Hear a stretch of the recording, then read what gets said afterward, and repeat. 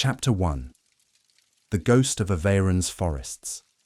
Picture this, deep in the fog-shrouded forests of Aveyron, southern France, as the French Revolution's shadows lingered into late 1799, villagers traded hushed tales by firelight of a spectral figure stalking the wilds.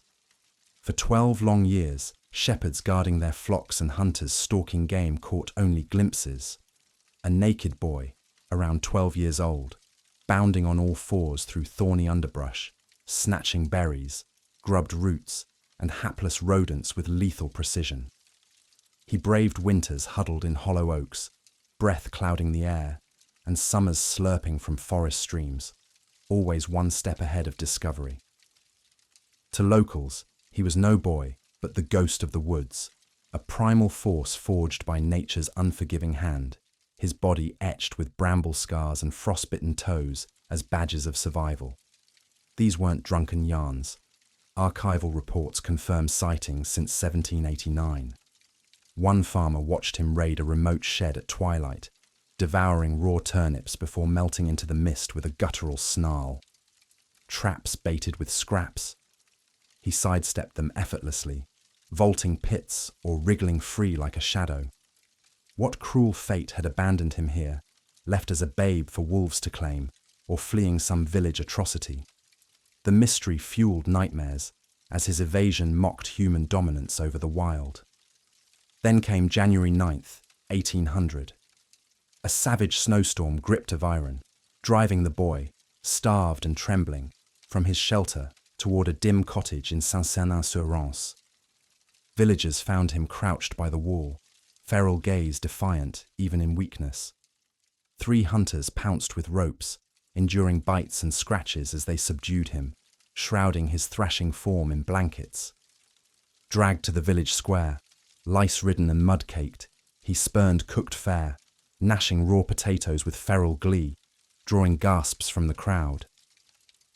News raced to Aveyron's prefect, who grasped the prize amid the era's obsession with Rousseau's noble savage, man unspoiled by society, holding nature's purest truths. He summoned Jean-Marc Gaspard Itard, a brilliant young doctor from Paris's National Institute for Deaf-Mutes. Itard envisioned not a beast, but a key to humanity's origins. Language, reason, soul, all encoded in this forest child. What hidden wisdom did he bear, and could civilization decode it without destruction?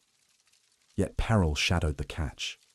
Bathed and dressed for the first time, fabrics chafing like shackles, the boy rocked endlessly, shunning mirrors, lapping water from palms like a pup.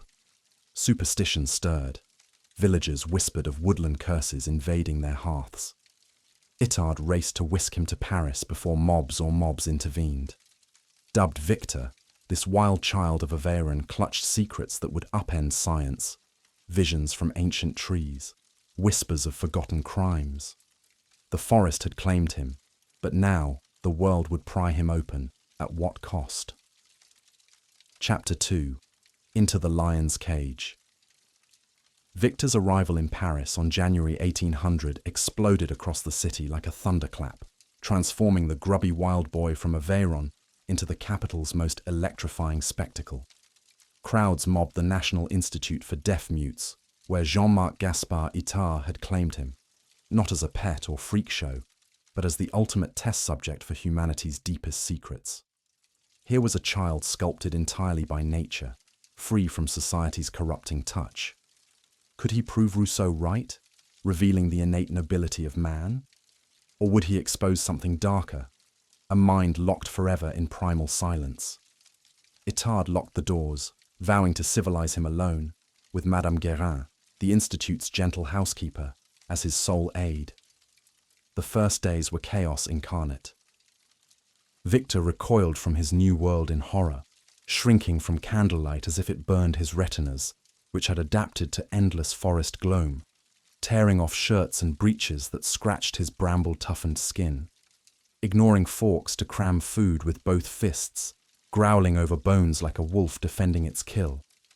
He lapped milk from saucers on the floor, rocked rhythmically for hours while clutching a string he'd found, his only possession from the wilds. Itard observed it all with clinical hunger, noting how Victor sought warmth by burrowing under blankets or pressing against Guérin's legs, craving contact on his terms alone. No tears, no screams, just those piercing animal eyes scanning every corner, as if Paris were just another treacherous wood. Itard launched his experiment with surgical precision, starting with the body. Hot baths stripped away layers of grime, revealing a lean frame scarred by claws, thorns, and frost. His spine slightly curved from years of quadrupedal prowling, senses razor-sharp, yet selective. Victor seized shiny objects like acorns or buttons with glee, but flinched from soft caresses or mirrors reflecting his own face, turning away as if glimpsing a rival beast. Taste tests fascinated Itard. Victor devoured milky foods with moans of ecstasy, yet spat out bread unless soaked soft. He craved fire-warmed eggs, associating heat with life itself. But language? Nothing. Itard held up apples, repeating apple endlessly. Victor snatched the fruit and devoured it, oblivious to the word hovering unheard. Weeks blurred into a battle of wills. Itard chained routines to mimic civilization, clothed meals at tables, walks in the institute gardens where Victor bolted toward trees before Guérin coaxed him back with hugs. Progress flickered. Victor learned to sort shapes, stack blocks with uncanny focus, even sort laundry by color without instruction, hinting at a buried genius. He mastered doors, unlatching them silently to wander at night, driven by some inner compass. Yet speech eluded him utterly. Whistled commands from the wild perhaps echoed in his mind, but human tongues were alien noise. Itard scoured his body for clues. Damaged ears, scarred throat. Nothing physical explained the silence. Rumors seeped through Paris's salons like poison. Was Victor truly wild, or a village idiot coached to deceive? Skeptics like philosopher Pierre Pinel examined him, declaring no genius, just a deaf-mute case needing sympathy, not science. Crowds demanded exhibits. Itard refused, shielding his subject from gawkers. But Victor himself began to stir doubts.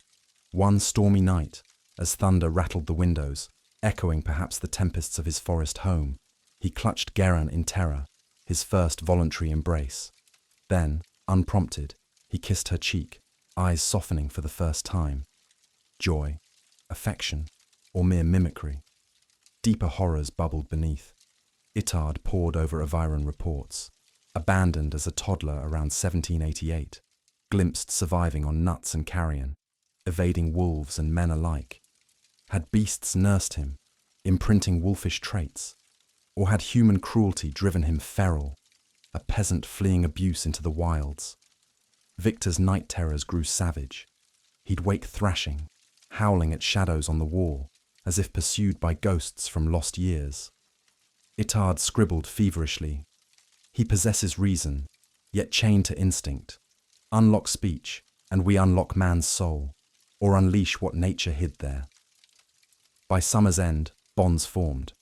Victor trailed Guérin like a shadow, beaming at her smiles, even tolerating Itard's probes with patient shrugs. But the silence persisted, a wall no lesson breached. Itard escalated, vivid paintings of forests to stir memories, symphonies to test emotion. Victor rocked faster, eyes distant, as if hearing calls from Aveyron's depths. Science teetered on breakthrough or breakdown. What lay behind those eyes?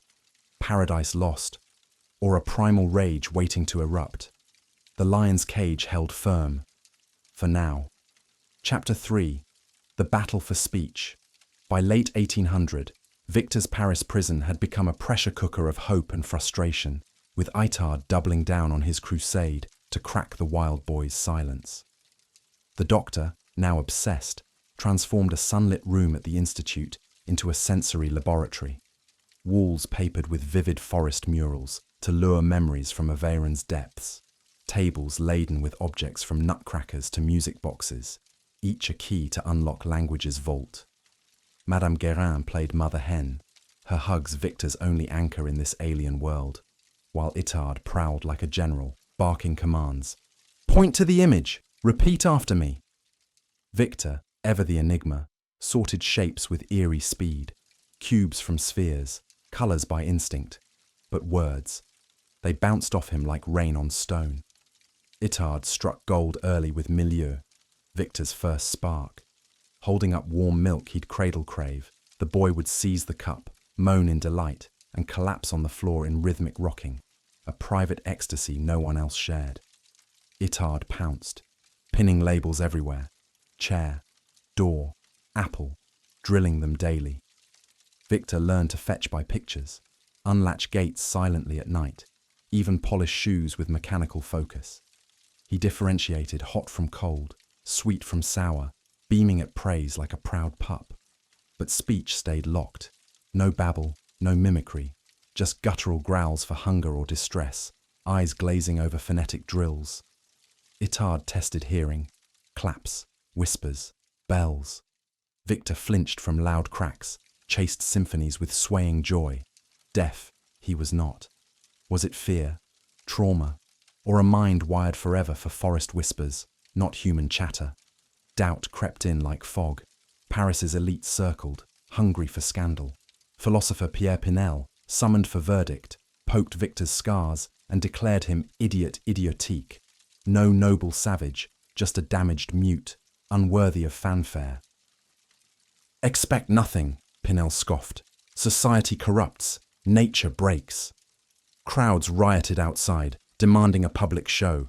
Itard barricaded doors, shielding his charge.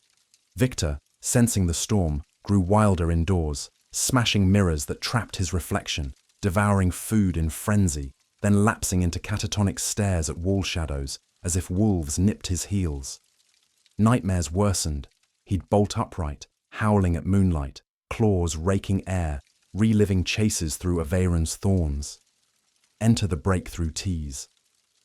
One dawn, Victor spontaneously kissed Guerin's cheek after breakfast, eyes softening with what looked like love. Itard scribbled triumph. Affection proven. Emotion lives. He escalated, skin-on-skin tests with silk versus wool, tracking goosebumps, emotional tableau with puppets acting joy or rage, Victor mirroring frowns untaught. Genius flickered. He stacked blocks into towers rivaling adults, navigated mazes blindfolded by scent alone. Yet speech mocked them. Itard tried signs, gestures. Victor grasped commands like, "Come here," obeyed with dogged loyalty, but never voiced back. Desperate, the doctor staged wilderness escapes, hiding in gardens, calling Victor to track him by footprint. The boy pounced flawlessly, grinning triumph, nature's child intact. Winter 1801 brought the abyss. Victor sickened with pneumonia, lungs ravaged by urban filth clashing with forest-hardened vigor. As he wheezed near deathbed, Guerin sobbed, Itard force-fed broth, whispering, "Live, Victor, speak for us." Fever broke. He rallied, clinging to Guerin like salvation. Recovery birthed a fragile bond.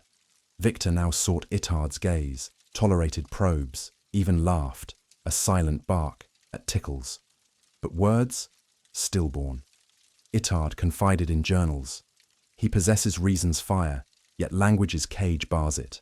Is man defined by speech, or does silence hide deeper truths? Paris soured.